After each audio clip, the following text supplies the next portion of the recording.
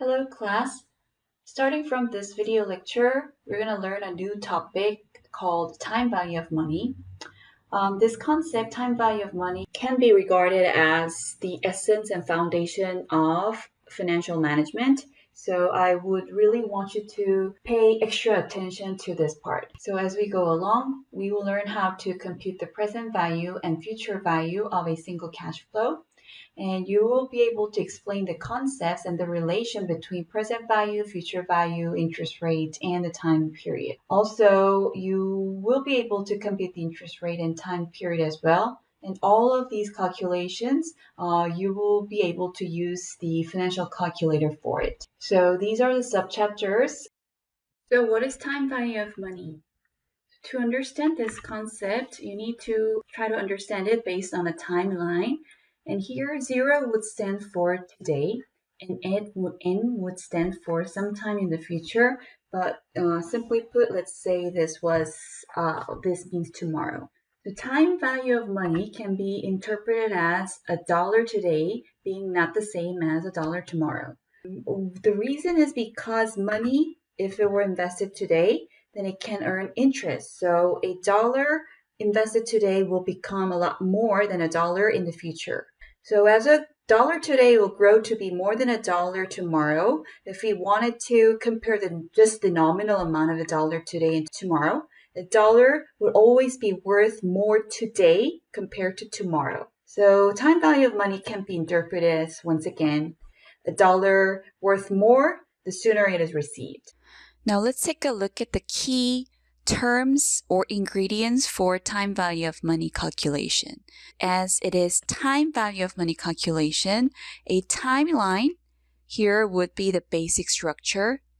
The first key term here would be the interest rate, denoted as R. And the number of time periods in years, months, and so on would be denoted as N. Another component here would be the single cash flow paid out or earned today, which is usually denoted with present value or PV. And the single cash flow in the future would be denoted as future value or FV. What we mean by the future would be the end of the timeline that is given here. And the last component we need would be the repeated regular equal cash flows denoted as PMT. The last component, PMT, can be disregarded in this chapter, but however, will start being used from chapter 5. So the last thing to remember before we proceed to the main materials, we need to understand the basic convention for time value of money calculation, and which in this case would be the location of the tick marks. So for all the timeline that we're going to use, the tick mark would indicate the end of the period. So for example, let's assume that each period would stand for a year. Okay, so it's on a yearly basis. Then let's say if time 0 was 2017, then the tick mark would indicate it's the end of that particular period, which should be like December 31st of 2017. Then tick mark for time 1 would indicate December 31st of 2018. And 2 would indicate 2 years afterwards, which is December 31st of 2019, and it goes on like that. So first, let's get started with the future value. So here, the future value of a single cash flow would refer to the value of a single cash flow in the future compounded at a given interest rate. Here, we would have to focus on this new term called compounding, which refers to the process of accruing interest on interest. So to fully understand it, why don't we try to understand it with a simple example here. So let's say you're starting off a time period with a certain dollar amount of single cash flow, and let's just call it PV as we saw before. And then at the end of the first year term, it would have accrued a certain amount of interest according to the interest rate, right? So this will obviously be higher than the original amount of cash flow. And after that first year term, in the second year, you would have collected interest as well, and that interest will not just be applied to the original amount, but it will be just accrued on top of what you have at the end of the first year term. So it's interest on the principal and interest on the interest that you have collected from this previous period as well. So as time passes on, the amount that you're collecting is going to snowball, because it's not just the original amount, but along the way you have collected the interest, which is gonna in turn collect interest as you move on as well. So by the time the time period has ended, you will have a lot higher amount than before. So if you just compare the amount, you will see that the future value would obviously be higher than the present value. And what kind of effect would the interest rate and the time period have on the future value? So to take a look at that, let's say you have a higher interest rate. Then what happens is the interest that you are collecting along the way would grow. And in turn, it would affect the amount that you will be collecting along the way, and also the final amount, which is the future value. So in turn, the higher the interest rate, the higher the future value. And let's think about the case where you have a longer time period. Then it means it's more chances to collect interest along the way. So you would have a higher future value as well. So the longer the time period, the higher the future value. And why don't we just apply what we just learned into an actual exercise question? So if you were to invest $10,000 at 5% interest for 1 year, how much would your investment become? So you started off this time period of 1 year with $10,000, interest rate being 5%. How much would that be? So this is obviously asking for a future value. So just keep that in mind. And along the way, because you started off the time period with $10,000 and the interest rate was 5%. So 10,000 times 5% would be 500, meaning that your interest collection will be $500.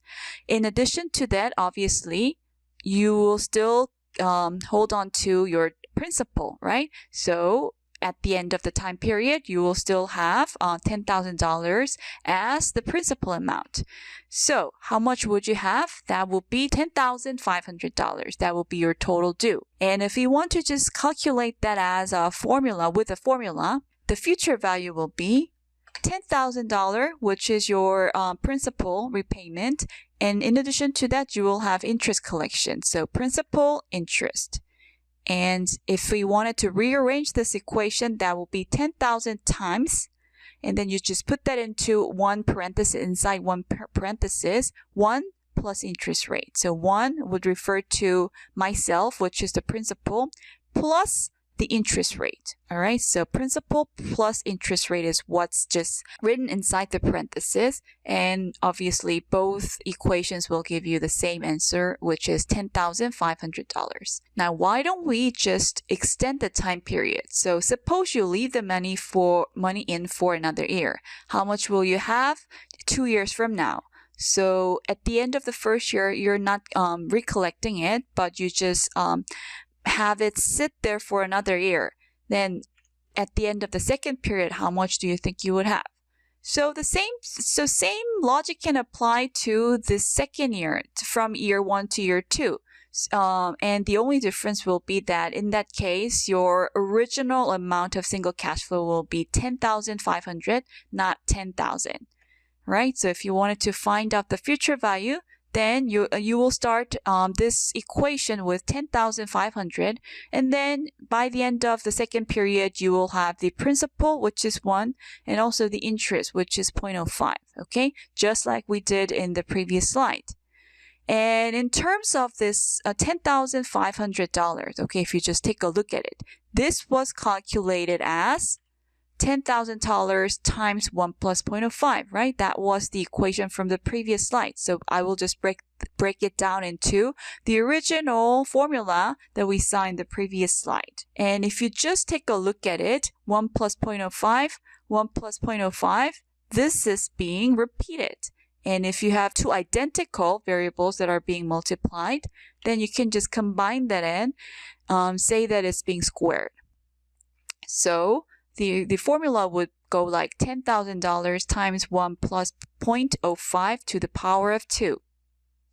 And of course, that would give you 11,025. So by the end of the second year, if you let it sit there for 2 years, then the future value collection will be $11,025. Now let's take a look at this formula, the third line. So if you take a look at it, you will see that your future value can actually be calculated as $10,000, which is your original single cash flow, times 1 plus 0.05, which is your interest rate, right? And to the power of 2. And 2 is actually matching the time period. So if we just try to generalize and find out like a formula for future value calculation, it can be written down into this one universal formula.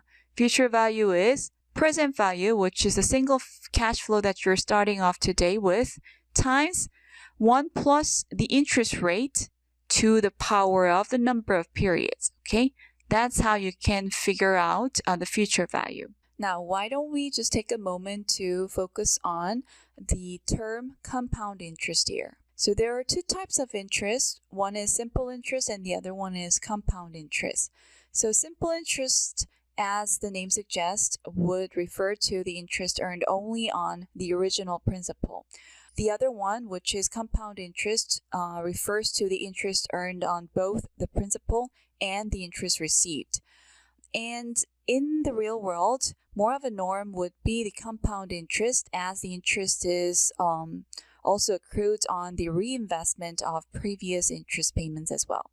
So it is important that we just focus on this term, in that compounding usually happens not just once a year, but there are different compounding periods possible in a given year. So for example, interest can be paid and compounded not just once a year, but twice a year, or maybe 4 times a year, or maybe 12 times a year. So what it means is it can be just paid out and compounded semi-annually, or maybe quarterly, or even monthly. And if we had m times of compounding periods for every year for a given period of time, such as n years, then your interest rate of R would have to be divided by m, meaning that every compounding period you will be paid out R divided by m as your interest rate. And if in that case, there are going to be n periods, but n times m periods that you will be collecting interest, and also your interest will be compounded. So it's probably easier to understand it with an actual example. So let's suppose you're investing $10,000 for 2 years. So it's going to sit in your bank account, for example, for 2 years. And here, the compounding frequency will be semi-annual, meaning that you will be paid out the interest twice a year, and it will be compounded twice a year rather than just once a year. Then, of course, what that means is you will have a different interest rate and a different compounding period.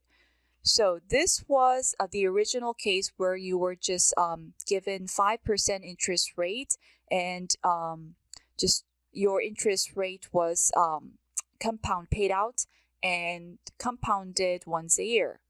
But let's say it's a different case and the compounding frequency is now semi-annual.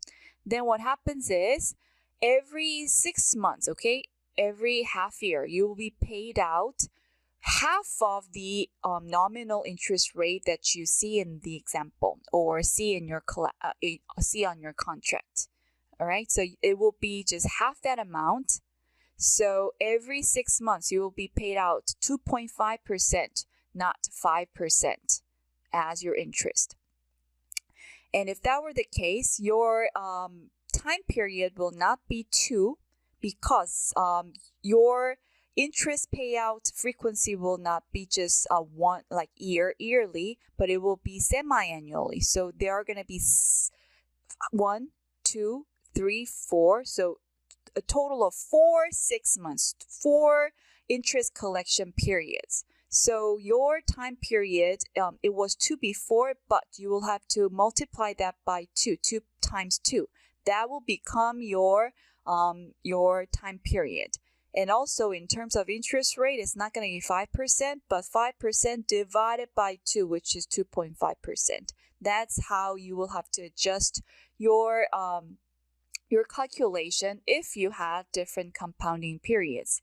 Now, if you wanted to find out the future value based off of this information, then your future value will be your present value times 1 plus, and the interest rate no longer will be 5%, but you will have to divide it by 2. So you will just treat it as if, your time period was 6 months. Okay, your unit time period was 6 months, and every 6 months you will be paid out half of the annual interest rate. So right now it's going to be 2.5%. And then when you're taking the power will be not the year amount, but year times the frequency, because there are going to be 4 of those unit time periods. In this case, 6 months, okay? So this will be 0.05 divided by 2, and then the power will be 2 times 2. And if you did the calculation here, your future value will be $11,038. So this is when you had compounding frequency of 6 months. And compared to that, if we wanted, so from our earlier example, when there was just when we just had annual compounding, then the future value of this amount was $11,025. So if you just compare these two amounts, what is higher? You can see that this amount is higher. So is the value higher if compounded more frequently? And the answer would be yes. So if you try to just make it into a formula, then future value, if there were different compounding periods, then it will be present value times 1 plus interest rate being adjusted, meaning R divided by M, and then to the power of not N, but N times M.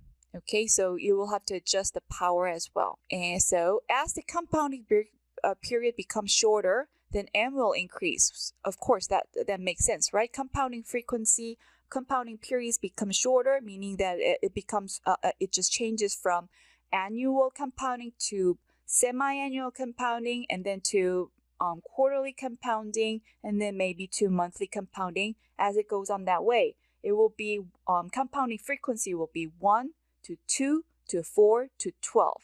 All right, so M will automatically increase. So this is just very straightforward. And another important thing is, if everything else was equal, as compounding frequency goes up, okay, if you were just compounding more frequently, then the future value will go up, which is the finding from our earlier example as well. Now, the next topic is present value. And the present value of a single cash flow is the current value of a given future single cash flow discounted at a given interest rate. Here, the important term to note is discounting, which refers to the process of deducting compounded interest. So think of discounting as the opposite term of compounding. So when we were compounding, we were given a certain amount of money today, and then it was accruing or accumulating interest so that we were collecting it in the future. Whereas discounting is you're given a certain amount for the future, and we are just going backwards and just trying to figure out how much would we have to be able to achieve that amount. So to figure that out by going backwards, we're trimming off all the compounded interest that it would have actually made it possible to collect that certain amount of money in the future. So it's just everything will have to be just processed in a backward or opposite way. So in other words, let's suppose that you were given a certain amount of time for the future, and we would like to know how much of a dollar amount of money would achieve this future value. So we will have to just go backwards, trim off all the interest, and figure out what that amount should be for today. That is discounting. And let's think of the impact of interest rate and the length of time period here. if the interest rate was higher, what that means is there are a lot more interest to be trimmed off. So trimming off, you're just taking off a lot more along the way, meaning that the amount would be a lot smaller to start with. Okay, so a smaller amount will achieve an equal amount of money in the future if the interest rate was higher. What about the length of the time period? If we had more time period, then there will be more, like a lot more frequent trimming off, frequent deduction along the way, so that you can start with a smaller amount of money to achieve the same amount of future in the end. That being said, if we want to just figure out present value with a given future value, what we can do is we can just rearrange the formula to figure out like one simple formula that you can apply for all the calculation. So future value was present value times 1 plus interest rate to the power of n. Why don't we just rearrange the equation, then present value being the same as future value divided by, so when it's moved to the left hand side, it will be divided, right? So divided by 1 plus r to the power of n. So it looks very much like the formula that you use for future value, except that now that you're given future value, you're going to divide that by this part right over here, which is 1 plus r to the power of n. Okay, let's take a look at an actual example. So let's start with a 1 period case. So if you're scheduled to pay $10,000 in 1 year, when interest rates are like 5%, how much would you need to set aside today? So how much would achieve $10,000 in 1 year if the interest rate was 5%? So then you would apply the formula that we saw before. So $10,000 divided by 1 plus 5%. And the number of period is just 1, so it can be omitted. And if we applied that formula, we would have 9,523.81. So right now, you would need 9,523.81 to have $10,000 in 1 year. And what if we had one more period? So let's say you needed $10,000 in 2 years instead of 1 year.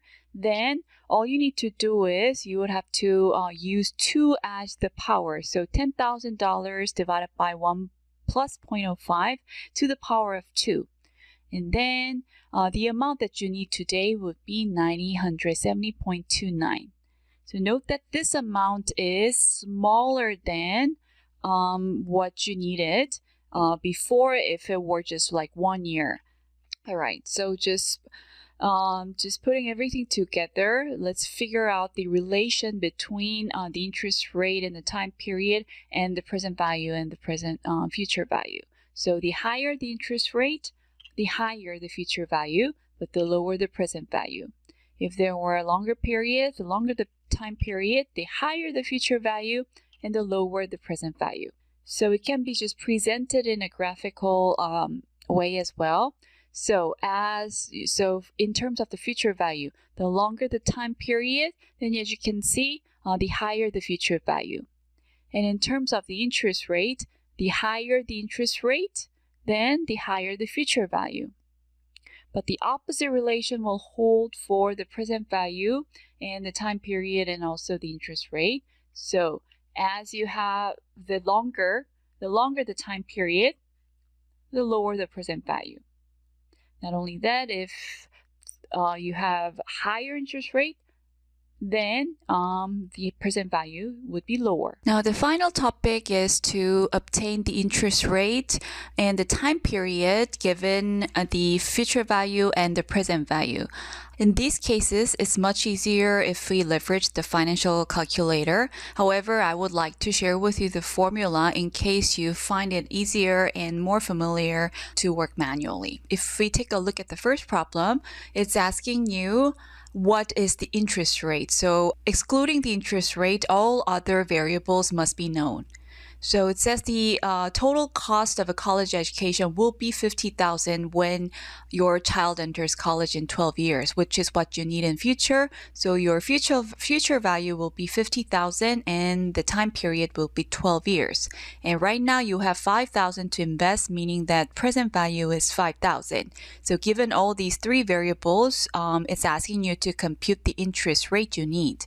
And if that were the case, if the problem is asking you about the rate of return, the formula that you can leverage here would be R equal to future value divided by present value, the ratio between the two taken to the power of 1 over n. Okay, so the power here will be ratio 1 over n, and then minus 1. That would give you the interest rate. So then its future value is 50,000, present value 5,000, and your number of the length of the time period is n, which is 12, right? So you just plug that in and compute the formula, and you will have 21.15% as the interest rate. So you would have to be earning 21.15% every year to have $50,000 in 12 years, starting with $5,000 today. The next question is number of periods. And so it would have another formula to compute it as well. But once again, it will be much easier to leverage a financial calculator. Nonetheless, I will just show you what the formula is. So let's say you're depositing $5,000 today, and the interest rate given to you is 10%.